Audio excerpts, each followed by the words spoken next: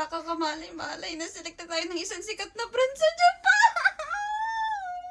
Kinikilig ako kasi medyo yan guys. Yung brand na sikat dito sa Japan. Kinuha kami na.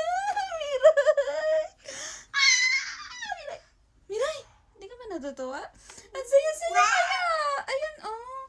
Mite. Sikat na brand yan dito sa Japan ng gatos. Tsaka ng chocolate. Alam niyo yun? Oh, grabe.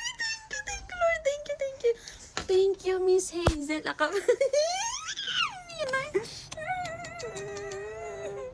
Thank you po. Mire, kinikilig ako.